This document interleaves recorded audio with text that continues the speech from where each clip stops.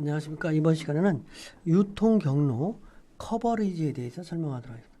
유통 경로의 길이, 유통 경로를 어떻게 경로를 선택할 것인지 이런 부분에 있어서 유통을 이제 제조업체가 어떤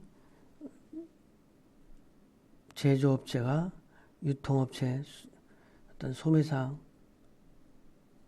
소비자 이렇게 하는데 몇 단계를 거칠 것인가 소비자에게까지 가는데 그런 부분의 개념이 유통 커버리지라는 경우고 그런 단계를 결정할 때 유통 경로의 커버리지 결정을 어떻게 하는 것인지 이런 부분에 대해서 설명하도록 하겠습니다. 유통 경로 커버리지라고 어찌됐든 마케팅 믹스에서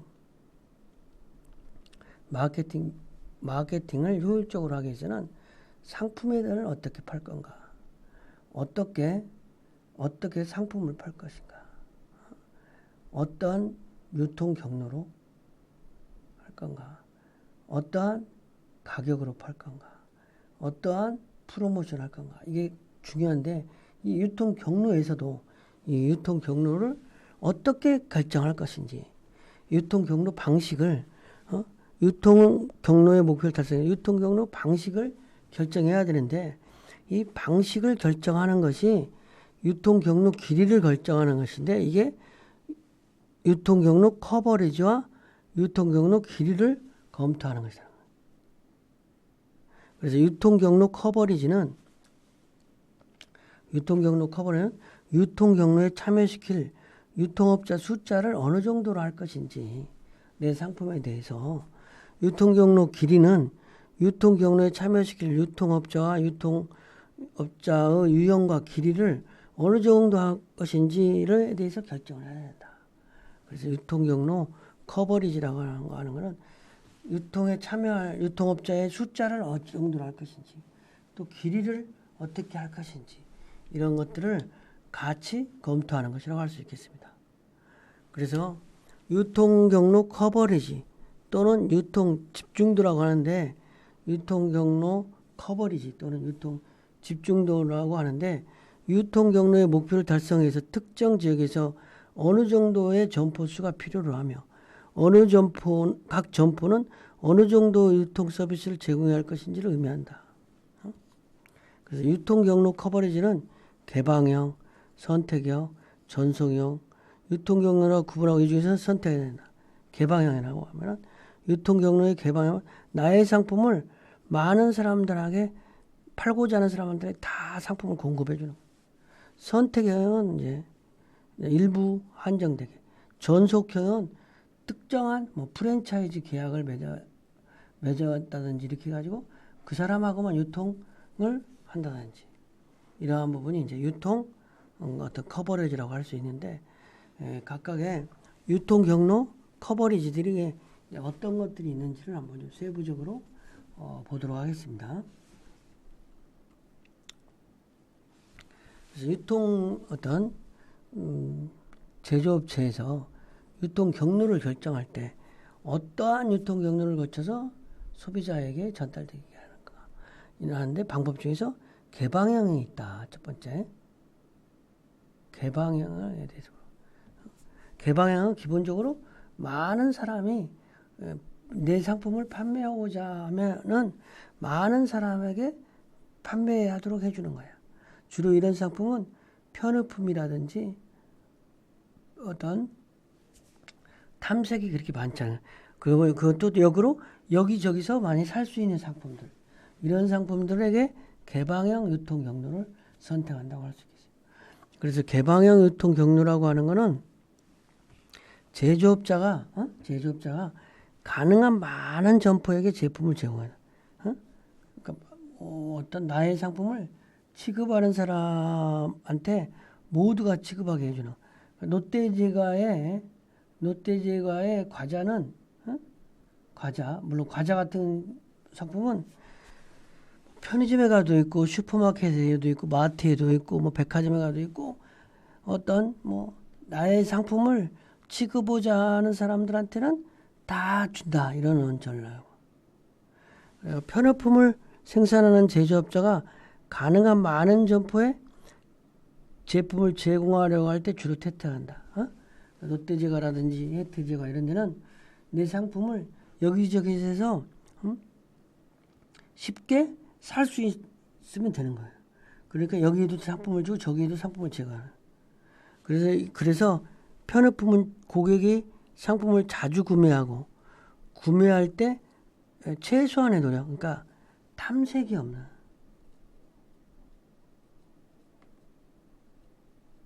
없는 상품. 탐색이 없는.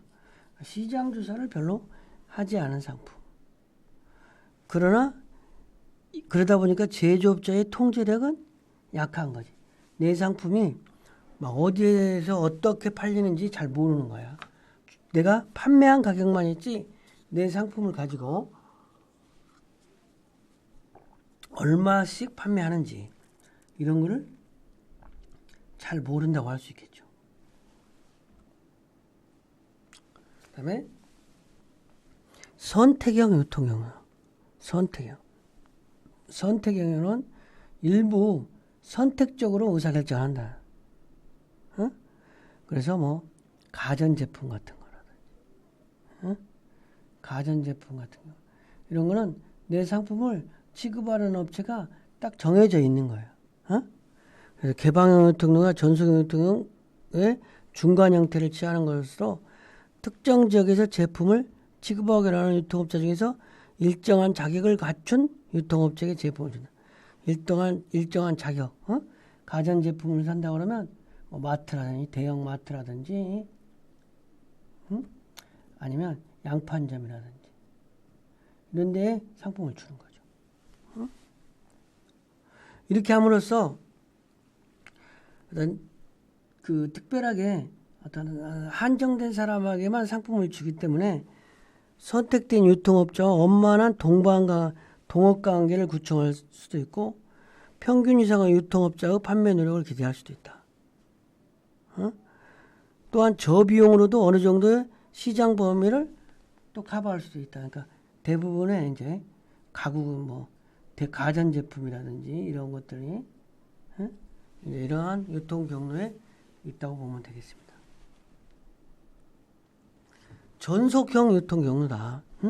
대표적인 전속형 유통 경로에는 뭐 정관장, 특약점이라든지, 그다음에 또 프랜차이즈라든지 이런 관계가 전속적 유통 경로라고 보면 되죠. 특정 지역에서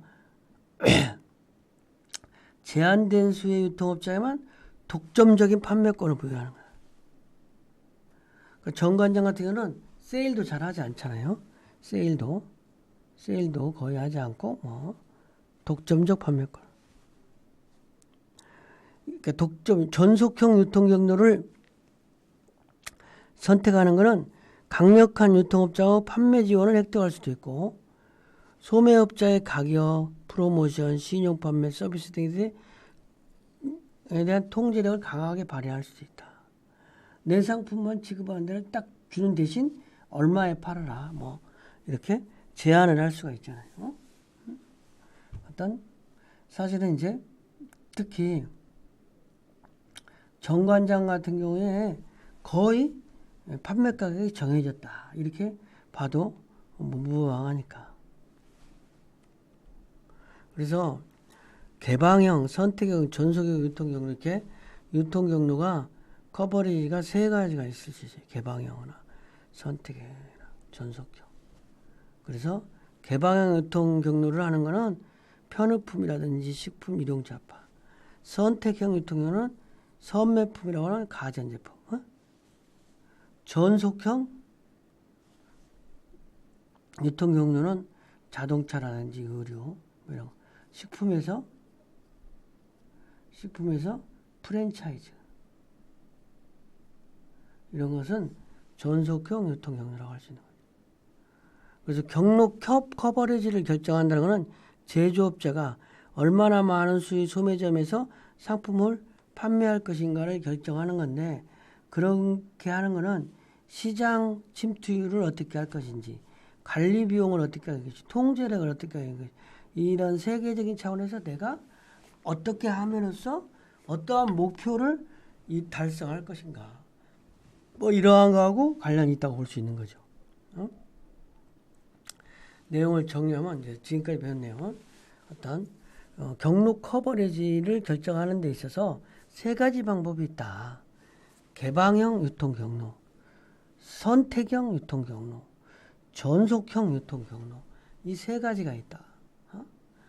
개방형 유통 경로라고 하는 것은 특정 지역의 많은 점포의 판매권을 부여해 내 상품을 팔고자 하는 사람한테는 다 상품을 공급해주는 가능한 많은 점포에 어떤 내 상품을 팔게 하는 거예요. 그 대신 제조업자의 통제력은 약하다는 거지. 제품 유효는 편의품이고 식품이라든지 일용 잡화 이러한 류의 상품이 개방형 유통 경로다. 이와는 달리 전속형 유통 경로는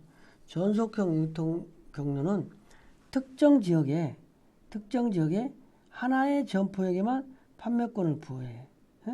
그러니까 특약점 같은 경우에 특약점, 정관장, 롯데리아 같은 경우 2kg, 그 다음에 이디야 커피숍이라든지 특정 지역에 한두 개. 제조업자의 통제력은 본사의 통제력은 강하다. 이런 유형은 그러니까 현대자동차 전문품이라든지, 그 다음에 뭐 의류의 어떤 브랜드가 있는 어떤 그 크로코다일이라든지, 형지 패션의 에스콰이어, 뭐 이런 거는 그 대리점에서만 판매를 하는 거예요. 그런 것과 당시에 중간적인 거가 이제 선택형 유통 경로가 있다. 개방형 유통 경로와 전속형 유통 경로 완전히 조금 다른 그 중간 믹스된 게 선택형 유통 경로다. 특정 지역에 제한된 수의 점포에게 판매권을 부여하는 거예요. 제한된. 그래서 가전제품을 하는데 뭐 백화점이나 하든지 할인점, 그다음에 양판점 이런 데에서만 냉장고를 살 수 있는 거죠. 그래서 제한된 범위 내에서 제조업체의 통제가 가능하고 선매품, 가전제품, 그러니까 편의품, 선매품, 전문품이라고 하는 의미는 이런 거예요. 편의품은 탐색이 필요 없어요. 탐색이 필요 없으니까 많은 거 어디에서나 살 수 있는 개방형 유통 경로라는 거지. 선매품은 탐색을 많이 하면 탐색하면서 선호가 결정. 그러니까 이 제품은 어떤 선택형 유통 경로. 전문품은 이제 특수 전문품이 되겠습니다. 이번 시간 강의를 마치겠습니다.